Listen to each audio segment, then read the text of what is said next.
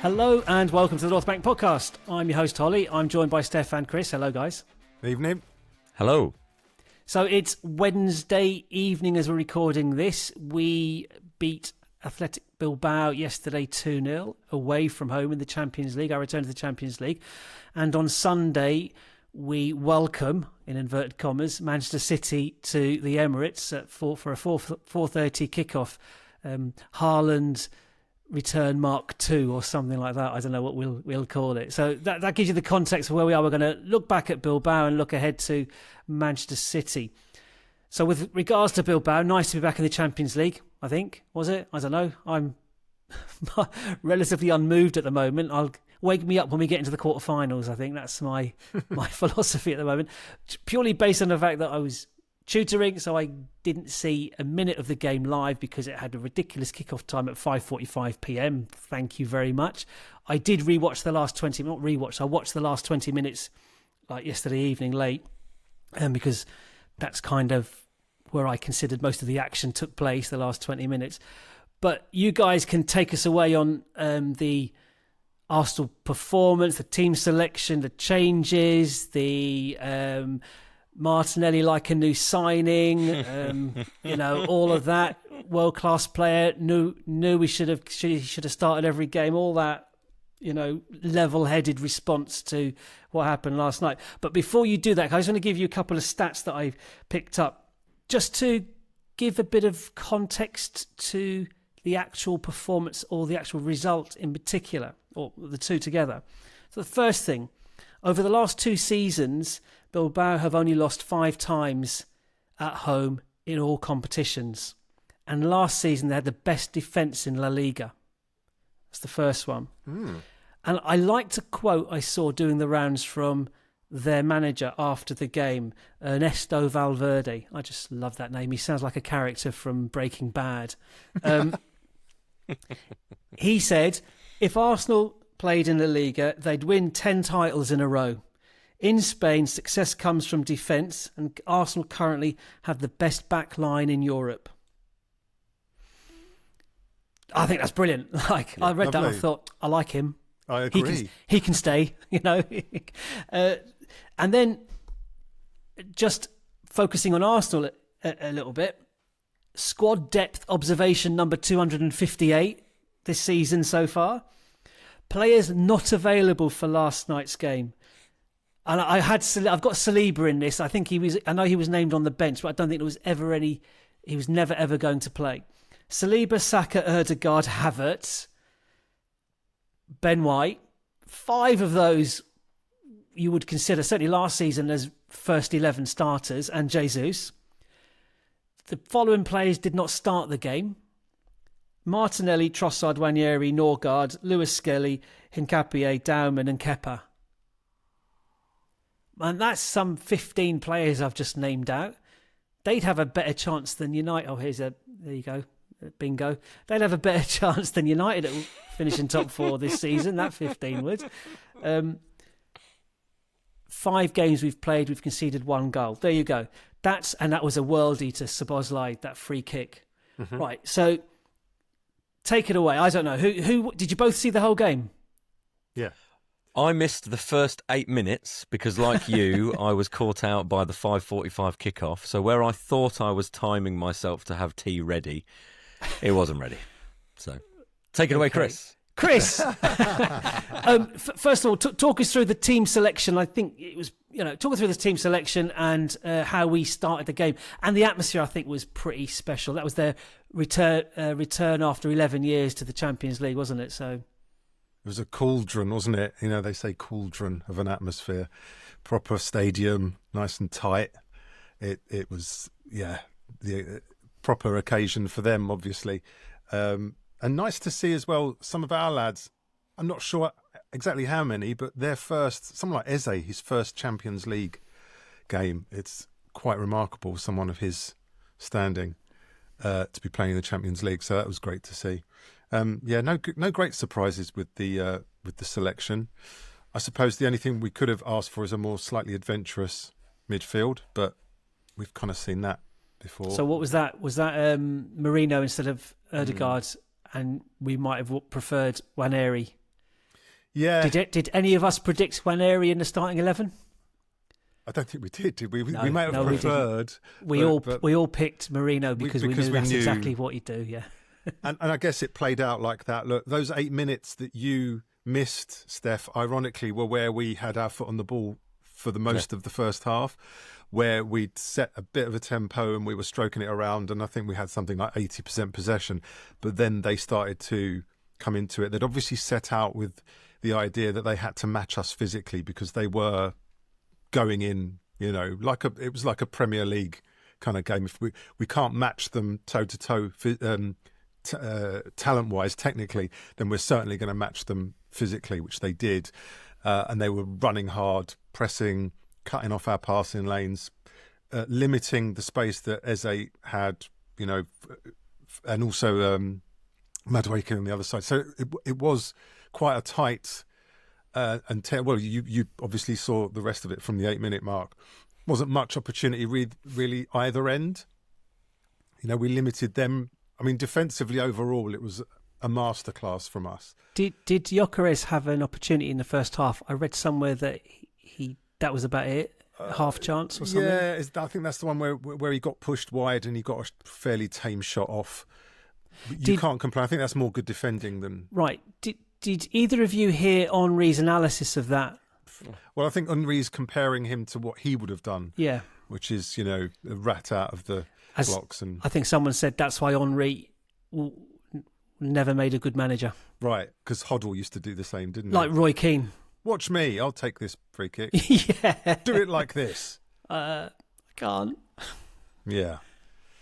So, no complaints really. First half, thought we just managed it well.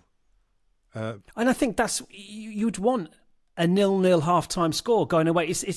What did we work out? It was our second toughest away game in our champion. Is it? Arguably, yeah. So, like I was, as I was checking in on the scoreline, I was thinking 0-0 half-time. Yeah, I'll take that. And then you get the commentators and the pundits, which we were referencing at half-time, weren't we? Just the noise they want to create around us. That the narrative is. Why aren't they going for it more? Why aren't Arsenal going for it more? Hang on, we're playing away from home. Give some respect to the team that are playing at home and actually playing really well against us. Yeah, and I've given you some statistics that Arteta would be very aware of, that the commentators may be less so. But so that's how. Yeah, for me, that was the first half was fairly. From the point of view of opportunities, clear-cut opportunities, not really many, but I think we'll take that at half time, and then. I suppose in a comparison with the Liverpool game where we made substitutions, this time they had a huge impact. Steph, over to you for that. Hey. Yeah, thanks very much. So I think it's really important that you share what Valverde said, because I think it's definitely worth listening to people who are in the game more. Slot was incredibly complimentary to Arsenal after the victory. He said that line about play it 10 times, we won this one, they would win one, and there'd be 8 draws. And so he knew that it was just 2 really good teams, and it takes a moment of pure class to make the difference. And in a similar sense that, yeah, sure, we are probably favourites to do something against Bilbao, but like you've pointed out with their home record, they were going to be incredibly tough to beat. I actually quite liked, at first I wasn't sure. Inaki Williams, their captain, brilliant servant to their club and who played really well in leading the team, he said Arsenal will sweat blood. That's what he said in the pre-match. And I thought, I don't like the sound of that. But I'm intimidated. Yes, slightly scared of that. What I liked watching the game was that it had aggression without malice. It was a game that was played full-blooded, but never with malicious intent. The way they were perhaps a slightly dirty team to my eyes was, they were certainly making the most of anything that they could probably get out of the referee, who I thought had an interesting game. Not particularly biased one way or the other, but just a bit kind of like, I don't know, one way and then the other. It seemed a bit inconsistent at times, that's all. That's fine. But yeah, Bilbao were very aggressive, and were determined not to be, beaten and taken for a ride, and they didn't give us a moment's sort of peace. And while we coped with that, at the same time, it's hard to then build on anything when a team is that on you. Because I was expecting them. I thought, okay, first half, let them blow themselves out and we'll see where we go second half. But actually, they started the second half in a similar vein to the first. So it still took a while for us to get going. Then the changes happen. And boy, did the narrative klaxon go off when all that happened, because it's two players. Trossard, who by all accounts was one of the nearest to be sold in the summer if a good deal had come in, at the same time while we gave him a pay rise. And then there is Martinelli, who, I'll hold my hand up, I've been incredibly critical of in an attacking sense. They come on, and within 36 seconds, Martinelli has taken up a central role, quick ball over the top from a Bilbao corner, I believe, and he is through on goal, hits it straight at the keeper, under his body, and it's a goal. Let me ask you two questions about that goal. Chris, we did kind of foresee this a few weeks ago when we said, take Martinelli out of the firing line, start him play him in Europe, away from home, and through the middle. But Steph, let me ask you two questions about: do we have another player in the squad who could have scored that goal? Number one, and number two, let's not get too carried away. Perhaps does this mean that Martinelli is all of a sudden more likely to become the player we thought he was going to become 2 years ago? Is there another player at the club who could have scored it? Yes, I think, but only a small amount. Saka and Madueke, because it was about the pace at which he took that ball. Yeah, I can't see Saka scoring that goal. Possibly. Yeah, I'm not sure Madueke about would be Saka. the only one. Saka does. I can't see Saka scoring that goal. Okay, fine. The thing that really impressed me, yes, it was about his pace and being able to keep that distance from the defender and allow the shot. His second touch moves the ball on in such a way that he's able to then run onto it. I think it's absolutely delicious, that touch. And it should be noted about Trossard's little lift of the ball over and flick over the ball. Yeah, that was incredibly good as well. Yes, absolutely. It doesn't change where we're kind of at with Martinelli, because he's capable of these moments. It's about consistency. The thing that we rave about Saka is his ability to do this game after game, to get an assist, to get a goal, and keep just chipping away. In games where he might seem like he's having a bit of a quiet one, still goal, bang. So that's the level we've got to get to. I was also struck today, then reading about things around the game, that there's a narrative that's being pushed again about Arsenal moving towards having finishers, and that it's an idea that we're borrowing from rugby union. And I think people have short memories because, well, Eddie Jones, the England rugby coach, was pushing that narrative before COVID, really, about rugby teams having finishers who come off the bench and enable you to do things late on in games. And even the likes of Guardiola, who's regularly referenced other sports and how they can influence football. He's often talked about transition in basketball and how that can be utilised. So this is not a new thing, but it just is more telling, because all of a sudden the quality that we're able to turn to on the bench is much higher than it has been, when we had just pure academy players who didn't have a lot of experience. And you know what? If for a while we're allowing Eze to bed in a little bit more and then turn to Martinelli after 60, 70 minutes, the opposition defence are not going to enjoy that. And you said just before we started recording that you'd seen somewhere that perhaps the best Trossard is a grumpy Trossard, one who's coming on with a pouting bottom lip and a point to prove, because he was really good when he came on. Well, he got an assist against Leeds, Forest as well, didn't he? Mm-hmm. Within a minute of coming on. Lovely ball. Lovely cross as well, by the way. Cross. We didn't talk about that for Zubamendi's header. Go on, Chris, you were going to get in there. Yeah, I'm really interested by this thing around Martinelli, because for me, the first goal, as good as it was, and the slight miscontrol and then the sort of correction on the hoof, the way he got it back on track and just paced away, brilliant. But we kind of know he can do that.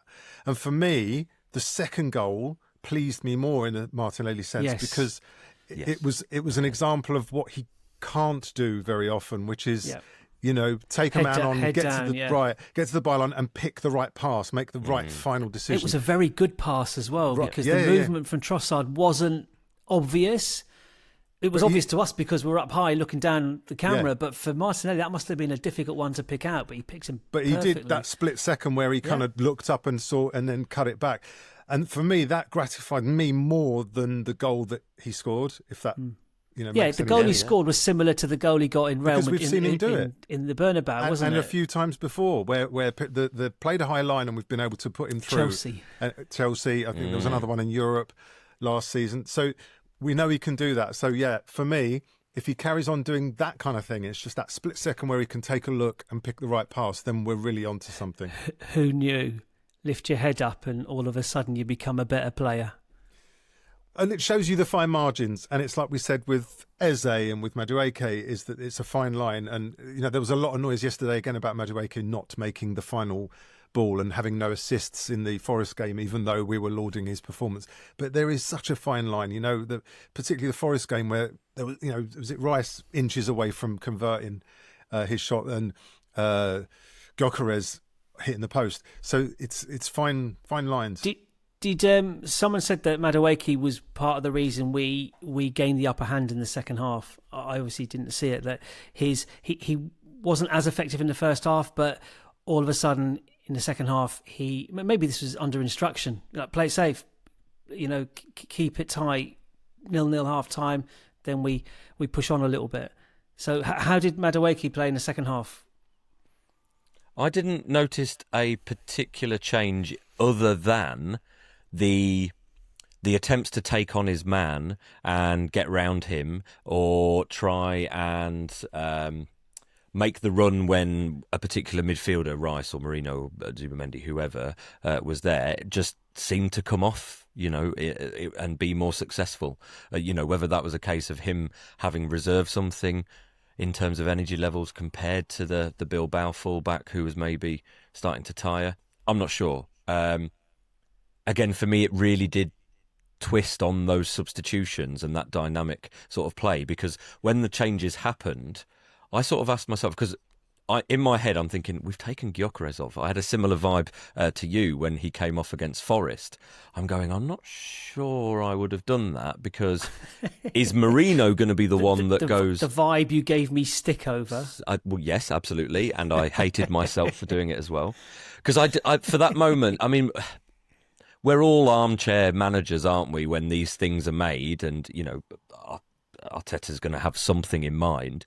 But for a second, I couldn't work it out, because in my head, I'm going, so is Merino going to go into the Gyökeres position? Does that mean Trossard's going to be in the Merino kind of midfield position? But actually, what it looked like on the pitch, to me anyway, without looking at it in detail, it might have been wrong, was 4-4-2. It was like Zubamendi, Rice, midfielders, Martinelli, Madueke out wide, and it was almost like Trossard and Merino front two, pressing from, those central sort of positions, and we got more width. Good. Yeah, that would be good.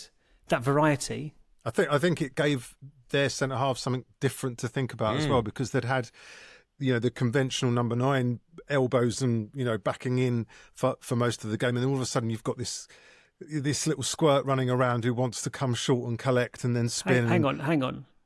Let's not be heightist here. He's the same height as me. It's an affectionate term. It doesn't feel affectionate. But the point is they're not in a muscle contest. They're not, he's coming off them to collect and they're kind of chasing him around. Chris, you're not making it any better. No, it's a compliment, mate. And similarly, when Eze went off as well, a very different kind of profile to Martinelli. So I think it was a good change in that respect. It gave their defence something different to worry about. Can I drop in 2 more names?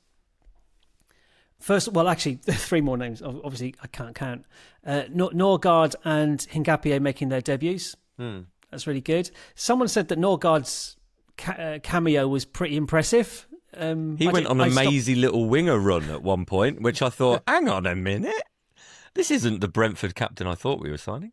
Great. Total football, isn't it? Exactly. Is that 2 more Champions League debuts? Both of them? Well, I don't know No, about Leverkusen. Nketiah would have played. would have played for yeah, Leverkusen. He would have played. Okay. But Mosquera, he's the to the manner born again. I mean, again, he's not a kid, but he is a kid. He's experienced. He's played a lot of games.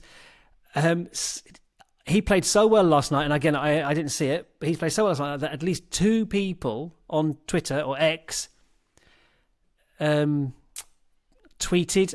X'd a poll who should start against Man City, Saliba or Mosquera. Mm-hmm. Now, the Saliba, fact that it's even a conversation, yes, right, is just off your cap because he's maturity beyond his years. I'll be saying, Saliba, sign that contract or get used to that bench, mate.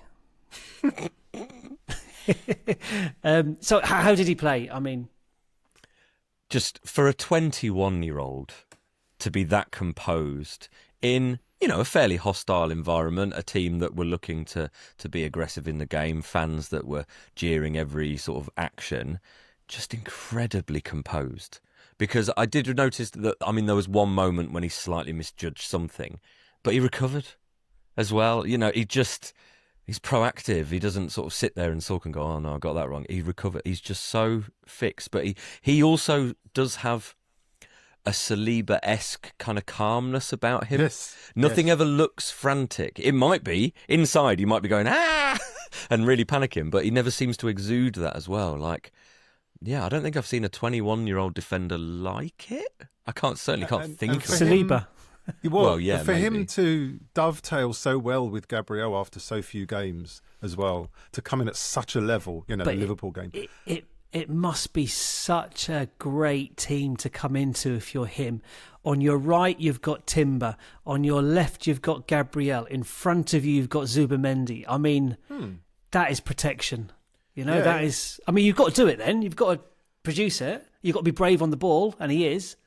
Can I reference... So we had Dan from Nothing Knee Jerk, although I think he changed his name, didn't he, on TikTok. He posted a video recently about club culture and suggested that... So everyone's kind of mocking... chameleon. Pardon? Oh, God. Dear.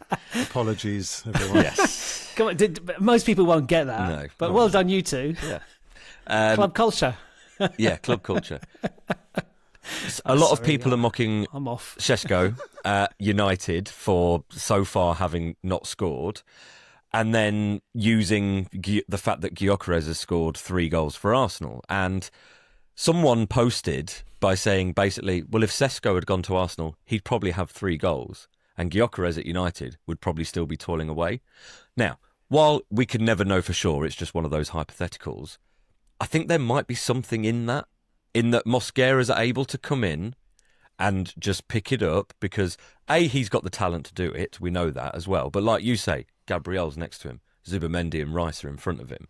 And there's a culture and an environment where everyone is pulling in the same direction and everything is unified. Stability. And it's about stability. And Raya behind him. I forgot about Raya behind him. You've got the keeper of David Raya's quality, in there as well.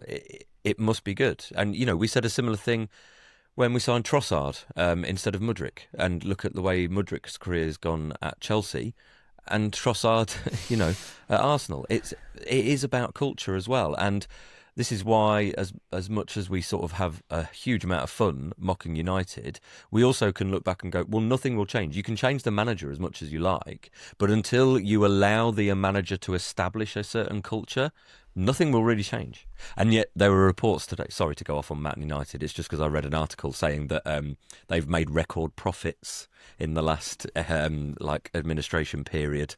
I'm sure that will cheer them right up.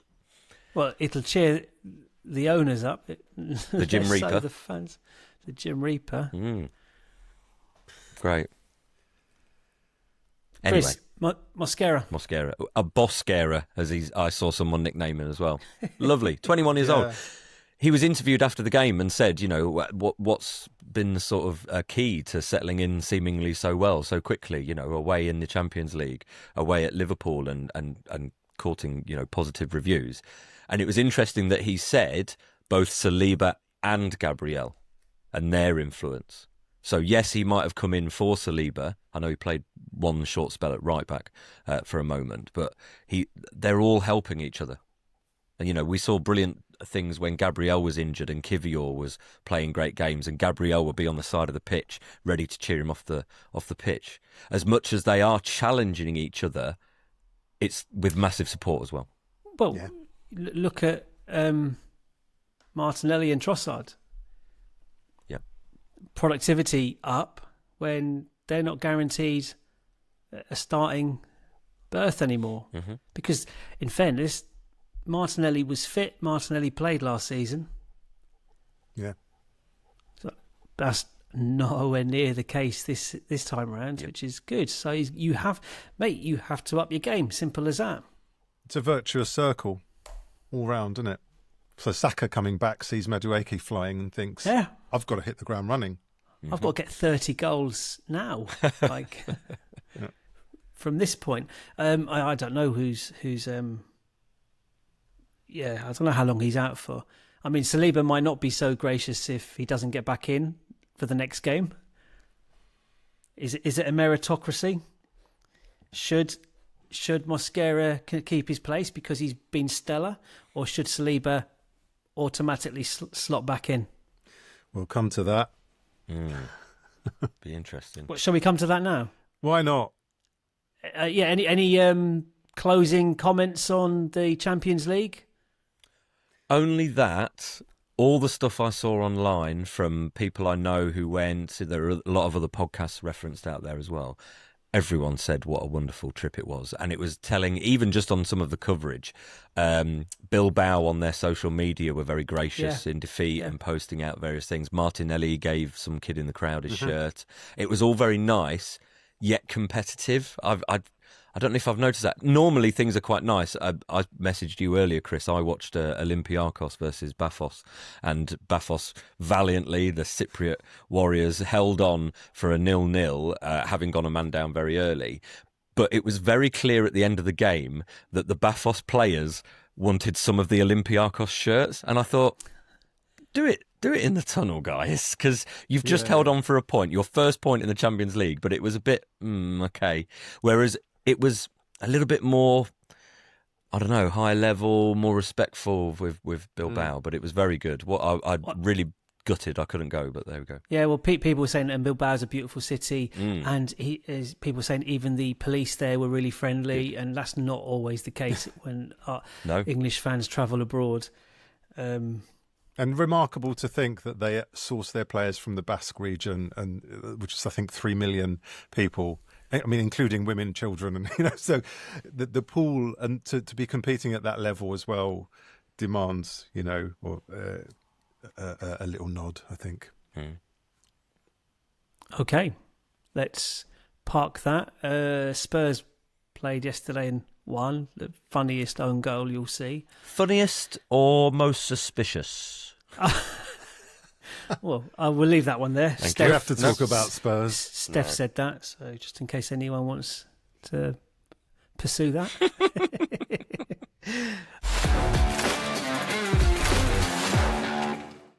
Right, Man City on Sunday. They play, am I right in saying they play Napoli on Thursday? So tomorrow is re-recorded. Tomorrow, so today probably a bit. So De Bruyne returning to the Etihad. Now, I looked up a few things on City. I think all this carries the caveat that they've not played yet. So anything could happen in terms of availability. But Cherki and Marmoush and Kovacic are definitely out. Those three, they're the three I can get that are definitely out. Nori could be back. There was someone else that... John Stones is likely to be available. But we'll see what team they put out tomorrow against Napoli. Their season's been a bit odd, strange. It's hard to know what to make of them. They won their opening game comprehensively at Wolves 4-0, I think it was. Mm-hmm. Then they lost at home to Spurs 2-0. Then they lost 2-1 away at Brighton, having led for a while, two comparatively late goals. And then on Sunday just gone, they beat United 3-0. And I did actually watch that game. And even watching that game, I kept flip-flopping between, City could score 5 or 6 here, to, City could concede 5 or 6 here. It was a very strange game. I think Foden played the best game I've seen him play in a long time. Haaland was very, very good. In fact, it was the most holistic football performance I've seen from him. He was very good in both boxes, and he linked up play extremely well. He was actually a proper footballer. Slightly concerning ahead of us, but, Foden. But then defensively, and Rodri in midfield was he's a long time out injured, so he's still kind of getting up to speed perhaps. But he was sluggish. The defence were porous and rash as well. And all I kept thinking was, I hope they put in this performance on Sunday, because we will pick them off. There's no question about that. Our midfield and our attack is better than their midfield and their defence, if you get my match-up meaning there. So how are you... So, Steph, first, how are you feeling looking ahead to the game on Sunday? Sick. I hate playing Man City. They've got a bunch of incredibly dislikable players. They've got a manager who is obviously brilliant, but chippy and weird, and fans that are mixed. It's interesting. Some Man City fans I've met are, very sort of aware of the bigger picture in terms of their club. And then there are others that remind me too much of Chelsea fans, perhaps because they used to be Chelsea fans. I don't know. And so, I don't know, because the more confident I feel about our club and Arsenal, the more I worry about being hurt. But it's interesting that you said, because I was going to bring this up as well about the teams that they've beaten in the league. So you said they lost to Brighton and Spurs, but they beat Wolves and United.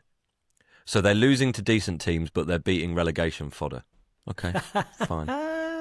Nice little dig at Man United there, thanks. They are a bit like that. They seem like they're still very potent in attack when they want to be, but do seem way more open than they have been for a long time. It's also not been mentioned, they've signed Donnarumma, and he made a save in that game that effectively, handed them the points, because... It was a great volley from Mbeumo. Yeah, and aside from that, actually, there was a lot of cows' arses being missed by banjos by United, so... Yeah, absolutely. Genuinely, it was bad, but that one shot, wow. And just on Donnarumma, PSG got rid of him for a reason, and that he's not great with his feet, and he's quite flappable, and he doesn't command his penalty area. So think of how goalkeepers must feel facing us. Can I stop you there? Champions League semi-final last season. Yeah, but that's... It was saves, though, wasn't it? It wasn't shot stopping is Well, then brilliant. we should have done more to put him under pressure. But, okay, we didn't have the team and personnel that we've got now, and B, he had a PSG defence in front of him that was more secure and stable than the City defence. It has been so far. Okay, poor Steph. Chris? I think, like Steph, I'm still bearing the wounds of when they used to just hump us every time they played us. And nice image. Thanks. I don't see. I don't see us hammering them like we did last season. I'd love to believe it would happen, but I don't see it. I just feel like this is one of those. That's another one of those potential kind of. We think we're gonna do better. That's I just have the fear on this one. A team so you're not predicting 5-1? I'm certainly not predicting 5-1. No one did. Doku played really well against Man United as well. But again, they will not be afforded the space that they were then. I must admit, Haaland scored a couple of goals against United, but the second goal, did you see his celebration after his second goal? He did the Skelly celebration, didn't he? What did he do? He did the same celebration. He did his one, but he didn't do that celebration for the first goal, but he did for the second one. And I don't know. I just had maybe the same shared a thought that thousands of Arsenal fans had at exactly the same time, watching that moment, thinking, oh, please let Lewis Skelly score and do the same celebration again, please. Okay, well, before we get you to poor souls to predict your scores for the game. Steph, who do you think will play for us? Yeah, in trying to predict Arteta's 11, I've got Raya in goal, Timber, Saliba, Gabriel, Calafiori, Marino, Zubamendi, Rice in midfield, and Madueke, Gyökeres, Eze as the attack line. I think he's going much of a muchness. I do think Saliba comes in for Mosquera. I get the vibe that Saliba's been held back for that, and it has to be said that Saliba has done pretty well against Haaland last couple of years, so I think that will be a factor. Would you be worried about rustiness? Yes, but I'd also be rusty. I'd also be worried about Mosquera's inexperience. Do you know what I mean? So it's a trade-off, isn't it? I could understand why he would choose both, but I think he'll go with Saliba. He's the more senior of the two, isn't he? Yeah, so. That's all. I think Chris? the experience counts for a hell of a lot against Haaland. And yeah, 2 weeks out, it's not going to get that rusty, if he'd had like a longer layoff. So for me, it's a no-brainer. I think he's got to start. Think about who Saliba is training against now as well. So Gyökeres is more like a Haaland centre forward, and so that'll help. And I've got exactly the same team in terms of who I think Arteta will go with. There's a possibility, if you were asking me who I might play, I might swap Eze for Marino as a more adventurous sort of number 10, and then have Martinelli on the left. That would be a more adventurous. Not Waneri? No. Instead of Marino altogether. No. Keep Eze on the left. Yeah, you could do, but I'm not sure he's a starter in such a big game. But look, that's just a wish casting. It's not going to happen. Well, my other query would have been the Eze position, because obviously Martinelli started at Anfield, and yes, there are a couple of disappointing attacking moments, but he could not knock his out of possession work and the work he did for the team and tracking back. And we're playing Man City. Maybe that is the model against, a team. Well, I'd feel disappointed if, upon learning of the team news, both Marino and Martinelli are in it. Okay.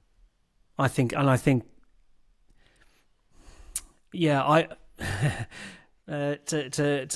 rehash old ground, I would suggest, despite Martinelli's goal last night, I would suggest that would be a more conservative approach from Arteta.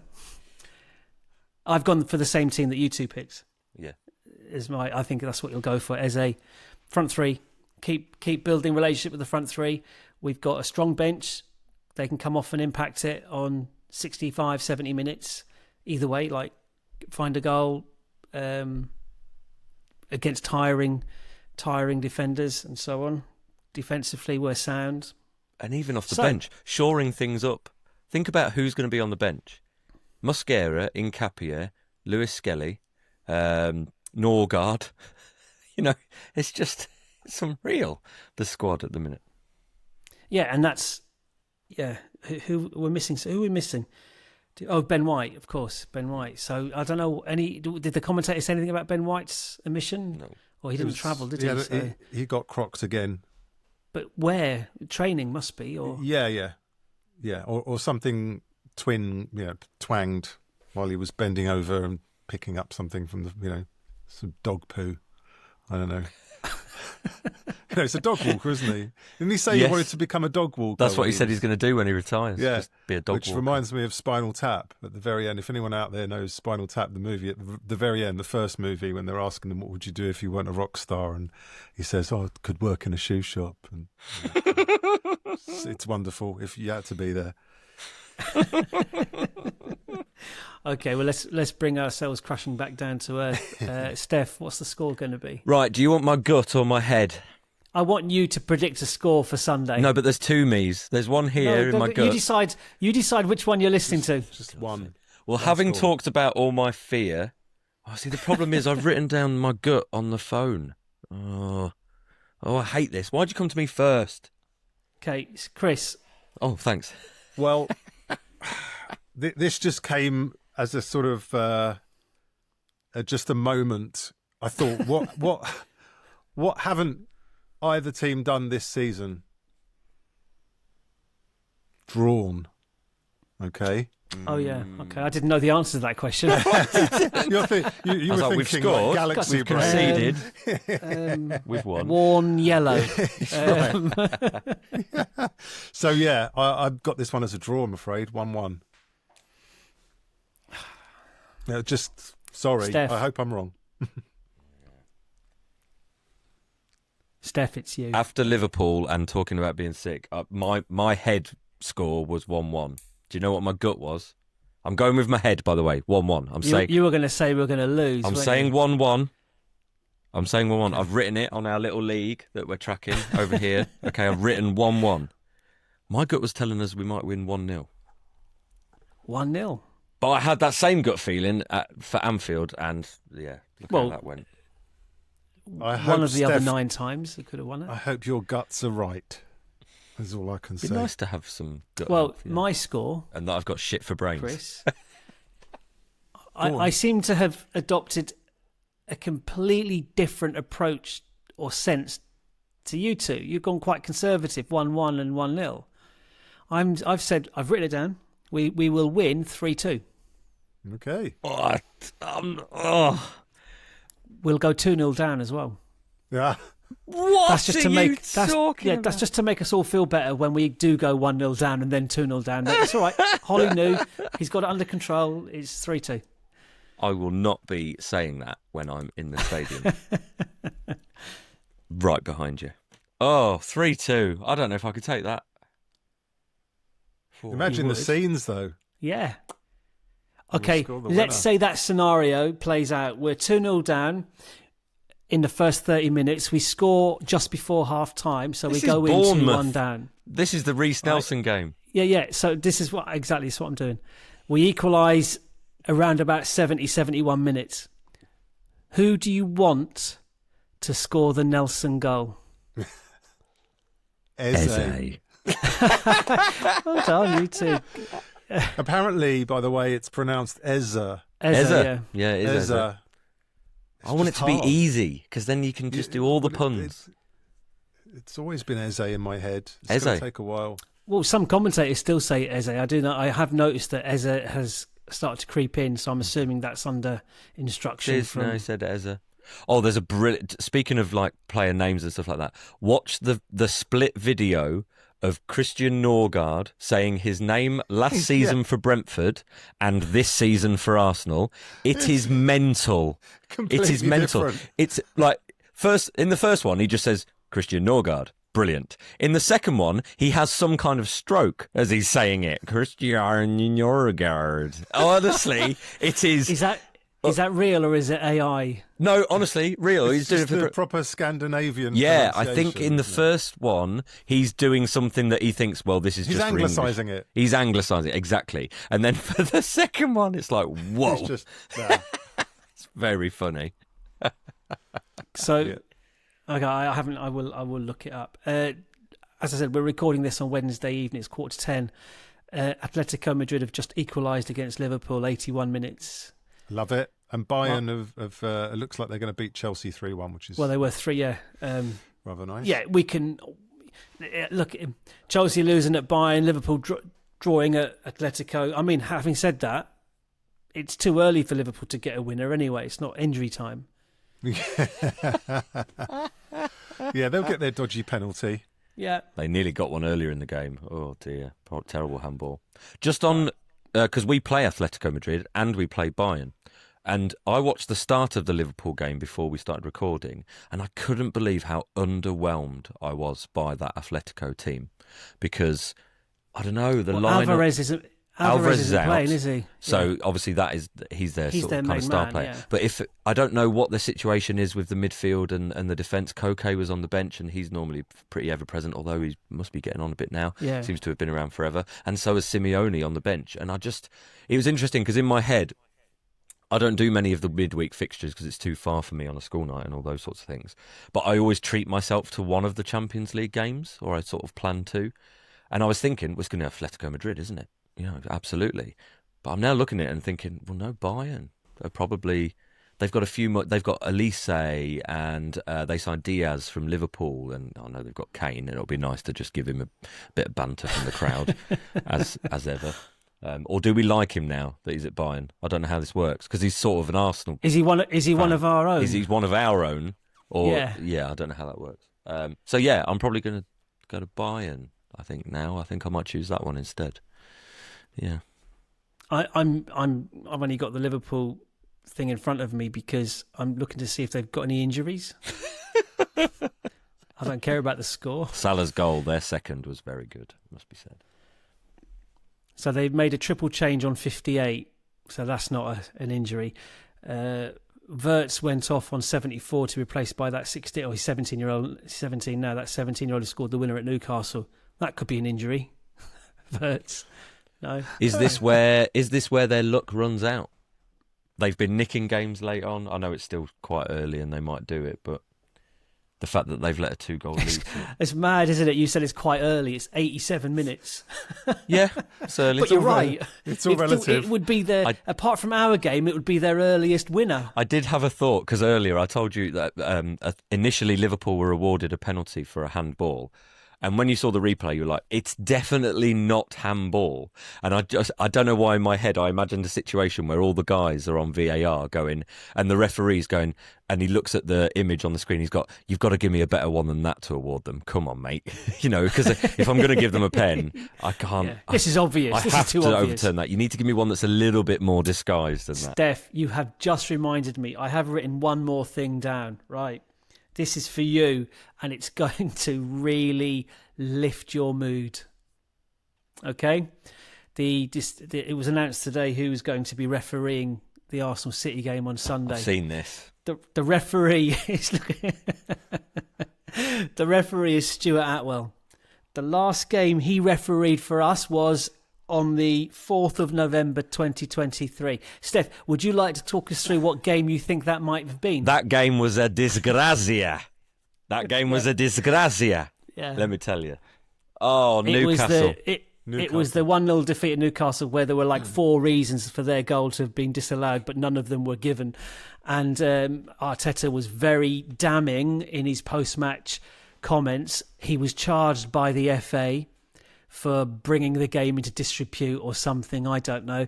And he was cleared because he provided controvertible proof that they were clowns making decisions that day. So anyway, I thought I'll save that for the last little.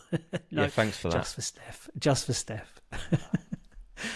I can't believe. I mean, I read that this is the first game he's refereed since then. I mean, I that seems odd if it is. I mean, that's the bones of 2 years. That was our first defeat that season. Yeah, it was. That's why it was such a gut punch. Yeah. I've never known such a quiet journey home, bearing in mind it's about 7 hours. It was horrendous. Right. Anyway, so let's hope we don't give him the opportunity to screw us over again. And on VAR is that fella who has been involved in 4 of our games, and he's a Liverpool fan. What's his name? Gillett. Oh, Jared Gillett, yeah. Jared Gillett. And he's actually a Liverpool fan. He can't referee Liverpool games, but he can referee games that are directly consequential for Liverpool. Mm-hmm. Seems normal. Yeah, doesn't it? It's the PGMOL Northwest. I mean, actually, Jared Gillett's Australian, though, isn't he? He's from Northwest Australia. Yeah, Northwest Australia. There you go. Just a glory-hunting Liverpool fan. His family emanated from Liverpool or something. I don't know. They were banished from Liverpool. I was going to say, sent on one of the prison ships. Oh no, we are getting into dodgy territory now. Right, no one's listening by now, Steph. Don't worry about it. It's okay. And if you are, please drop us a hashtag prison ships, please. Yeah, nice. Excellent. And follow us on all the social media places that we have presence. At North Bank Pod. Give us a subscribe on YouTube. We need to remember to do this at the start. We're not very good at that. Right, okay, that can be your first. You can say that like in response to me saying hello. Will do. I keep forgetting it, and we'll share some exciting news in our post Man City podcast as well. How about that as a teaser? Tease. A teaser. Okay. Well, actually, I reserve the right to change that if it turns out that we've made absolute tits of ourselves doing whatever it is we will be doing over the weekends. I'm sure it'll be fine. Anyway, right, that's it. That's enough of that teasing now. 91 minutes, Liverpool still haven't scored. Anyway. It's coming. Thanks for the chat. Thanks for listening. Thanks for watching. Enjoy the next couple of days and enjoy the City game. And we'll be back afterwards to lord over a 3-2 comeback win, a 5-goal thriller. 97th minute, Eze winner. Eze. There you go. Cheers. Bye, boys. Bye. Up the Arsenal. The North Bank, an Arsenal podcast. Subscribe, rate and review on your app and find us on your socials at North Bank Pod. Email hello@thenorthbankafc.com and check out our website, thenorthbankafc.com. Produced by the Podcast Company.